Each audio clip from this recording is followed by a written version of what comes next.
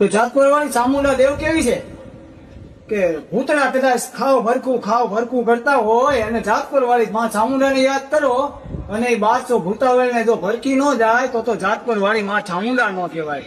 ત્યારે એને યાદ કરવો હોય ત્યારે કે સુખ દુઃખ માં મારી હારે રે નારી, ડગલે પગલે મારી સંભાળ લેનારી, મને ભરોસો મારી જાત પર વાળી, જેને મારી ચામુંડ મારી.